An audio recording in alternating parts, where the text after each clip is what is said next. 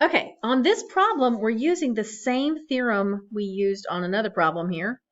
If you have an inscribed angle that intercepts a semicircle, that would be angle P. It's a right angle. Almost the same letters. Okay, in other words, this angle here intercepts a semicircle. One side of the angle, the other side of the angle, and this is a semicircle. So this has to be a right angle. Another way of looking at that, remember, is if I have a triangle inscribed in my circle where all 3 points are on the circle and one of the sides of the triangle is a diameter of the circle, it's got to be a right triangle. So now, how does that relate to what we're being asked here? Well, remember that in all triangles, the 3 angles inside the triangle have to add up to 180. Well, what that means for right triangles is if all 3 angles have to add up to 180, and we know that 90 has already been used because it's a right triangle, that means one angle is 90.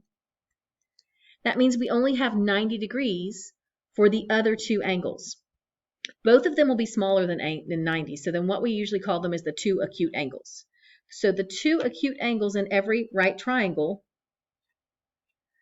have to add up to 90, or they're complementary. Let's go ahead and just say they add up to 90. So that means these 2 angles here will add up to 90. So 4x plus 3 plus x plus 7 equals 90. 4x and 1x, that's an imaginary 1 there, is 5x. 3 and 7 is 10. Subtract 10 from both sides, I get 5x is 80. Divide both sides by 5, and x is 16. Now, again, we always need to stop when we're finding a variable and ask ourselves, is this what I was supposed to find, or do I need to go back and plug that in? And here I need to go back and plug it in.